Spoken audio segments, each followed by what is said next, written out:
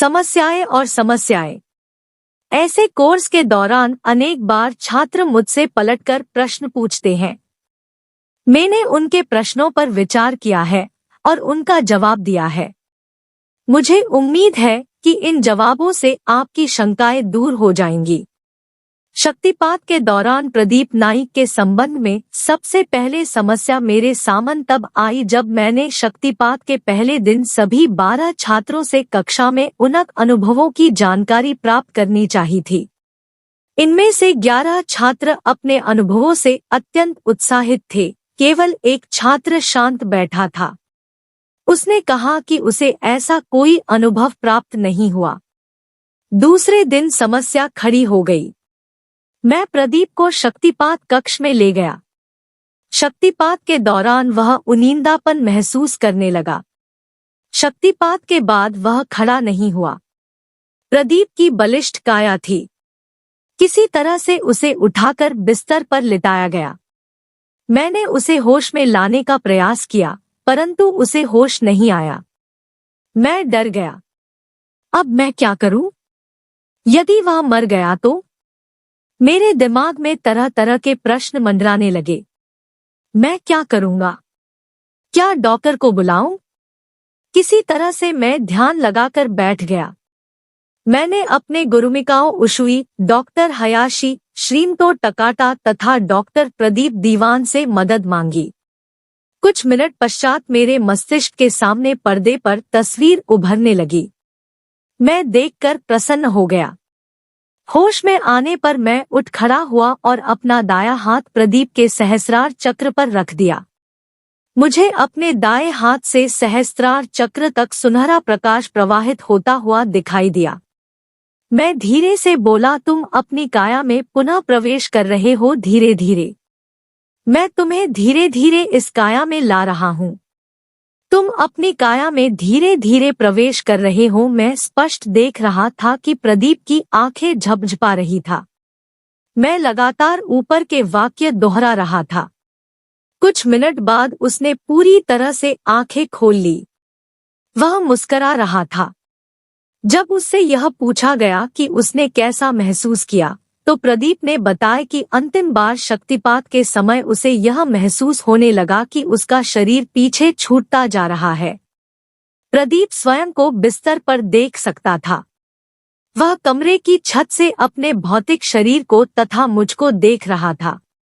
प्रदीप मेरी आवाज स्पष्ट सुन रहा था, परंतु वह कमरे में नीचे लौटना नहीं चाहता था। वह हल्केपन, प्रकाश का एहसास कर रहा था। दूसरी बार मुझे रसिक ठाकुर का अनुभव मिला। वह भी अपनी काया से बाहर निकलकर छत पर तैरने लगा। वह अपनी काया को जमीन पर देख रहा था। जब मैंने उससे पूछा कि वह कैसा अनुभव कर रहा था, तो उसने कहा, मैं वापस नहीं आना चाहता था। यह सब कितना आश्चर्यजनक था। विश्वास ही नहीं होता। जब हम सूक्ष्म शरीर को सक्रिय बनाने के लिए मन पर नियंत्रण रखने की क्रिया करते हैं, तब हमें ऐसा अनुभव मिलता है। सूक्ष्म शरीर को सक्रिय करते समय डॉक्टर रेशमा गुरनानी को भी ऐसा ही अनुभव मिला। वह बैठी थी, परंतु वह कोई प्रतिक्रिया नहीं कर रही थी। क्रिया के बाद उन्हें दोबारा विशेष हिदायत दी गई, अब तुम पूरी तरह से अपनी काया में लौटोगी। पैरों, घुटनों तथा जांघों तक तुम लौट चुकी हो। अब तुम कूल है, मूलाधार चक्र, स्वाधिष्ठान चक्र तथा मणिपुर चक्र में सनसनी महसूस कर रही हो। थोड़ी देर बाद अब तुम छाती, पेट, कंधे और हाथों में सनसनी महसूस कर रही हो। तुम्हारी अंगुलियों में हरकत होने लगी है। थोड़ी मुंह की मांसपेशियां, माथा, सभी अंग सक्रिय हो गए हैं। अब तुम पूरी तरह से सक्रिय हो रही हो। तुम्हारी पांचों इंद्रियां सही स्थिति में लौट रही है। धीरे धीरे आंखें खोले। जब डॉक्टर गुरनानी ने आंखें खोली, हमने उनसे पूछा कि क्या हुआ था। उन्होंने बताया कि वह हर बात सुन रही थी, पर उनकी आंखें नहीं खुल रही थी। ध्यानावस्था और रेकी के अनेक रोचक किस्से, अनुभव है। परंतु मैं एक चेतावनी देना चाहूंगा कि कभी भयभीत न हो। हर स्थिति में शांत रहें। यदि कुछ गलत होता है तो अपने गुरु को याद करें, बुलाएं, सहायता मांगे। जब गुरु आ जाते हैं तब आपको जीवन के हर क्षेत्र में सहायता मिलेगी।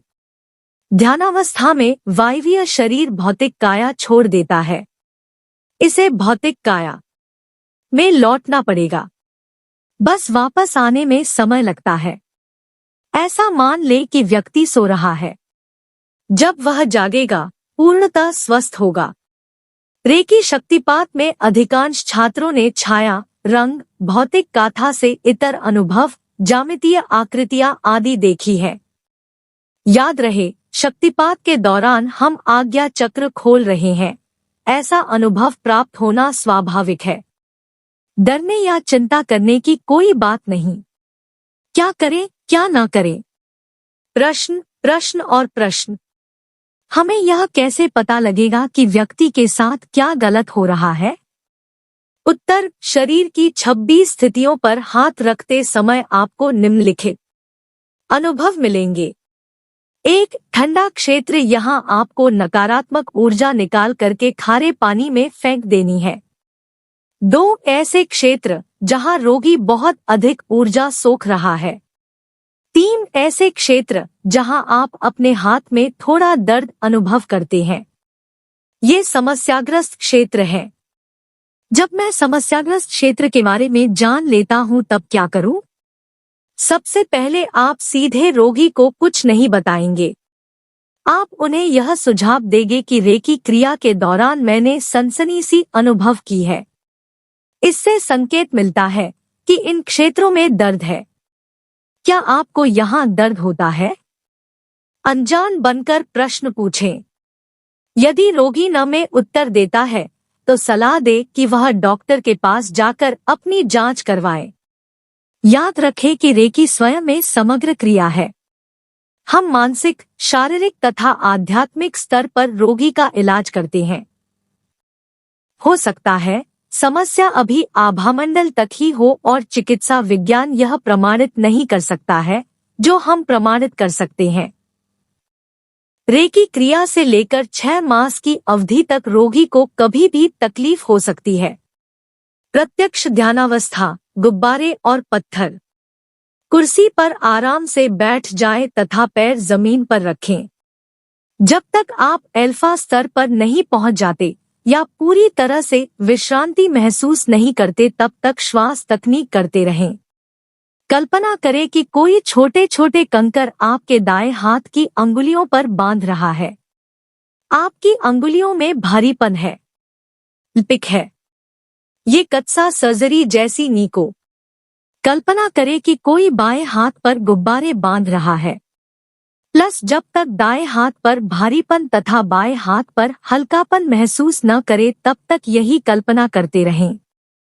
प्लस अपनी आंखें खोलें।